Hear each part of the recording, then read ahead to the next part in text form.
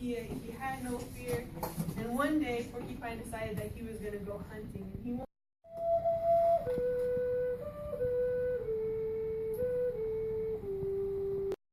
coyotes before.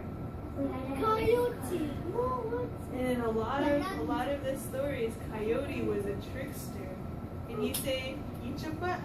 Eat your butt. Yep, eat your butt. Ew. Eat your butt. That means coyote in Shoshone. Can you say it? Eat your butt. I'm not doing it. I'm not going to eat it. There's a word butt in there. Right. And That's not being respectful. This word is elk. Can you say Badahuya? Badahuya. Yep.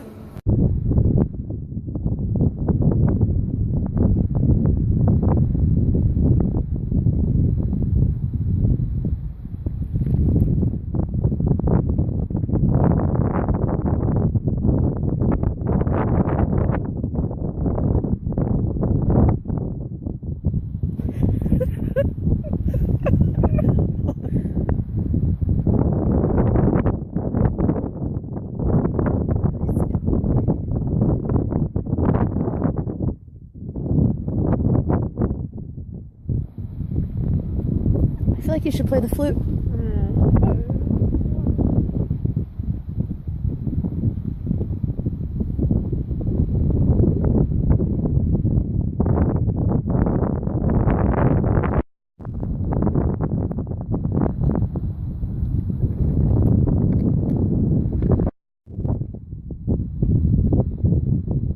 She's a totem.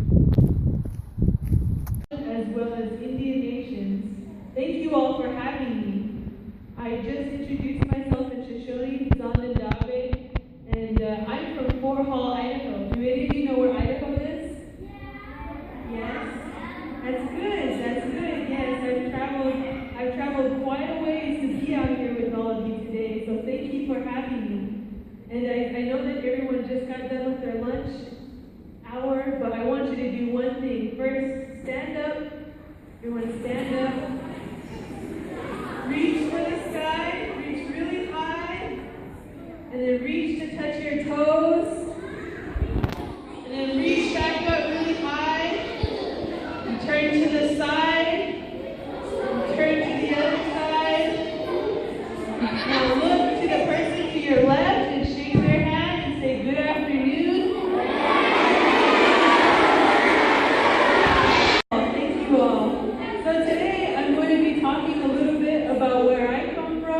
What my heritage is, talk a little bit about culture and diversity today, and a little bit about education. So, I'm from Fort Hall, Idaho. I'm a member of the Shoshone-Bannock tribes, and I don't know how well some of you students can see back there, but I brought some posters to kind of talk a little bit about my people. My people were hunters and gatherers, and they were nomadic, which means that we didn't stay in just one place. We moved along with the seasons from place to place. So in the summer times, we would be out in the plains, we would be out in the mountains hunting, and then in the winter times, we had our winter homes. And it was very important for us to have leaders in our tribe.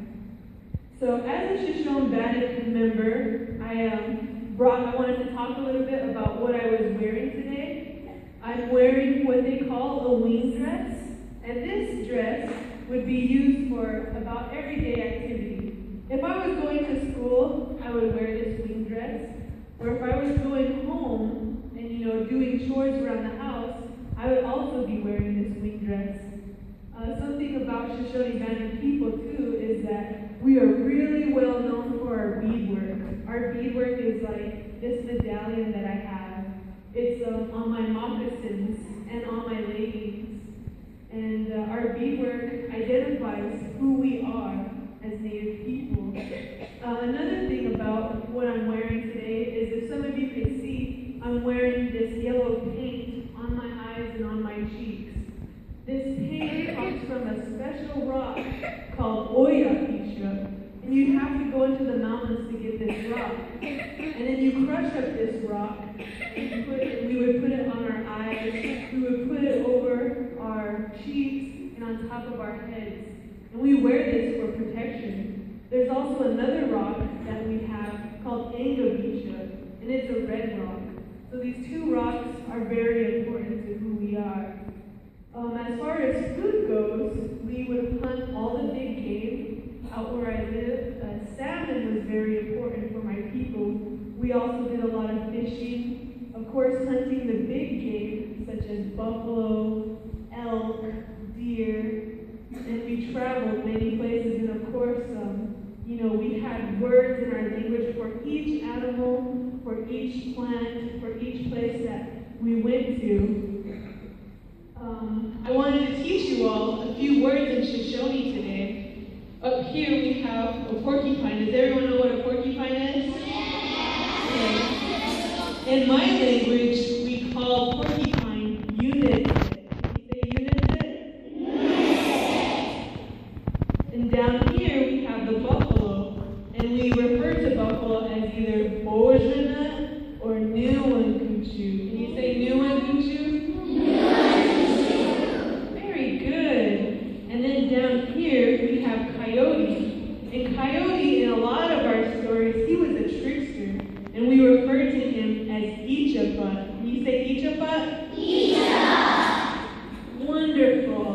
We also had elk, and we call our elk Barakuya. Yes.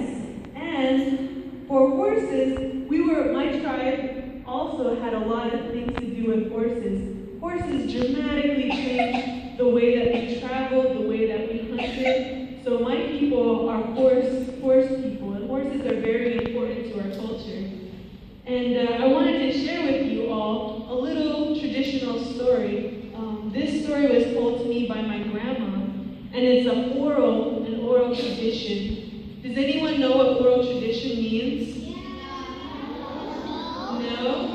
Oral tradition means that long time ago, stories were passed down from generation to generation. So my grandmother would tell my mother a story, and then my mother would tell me a story. And that's how these traditions survive. That's how we survive.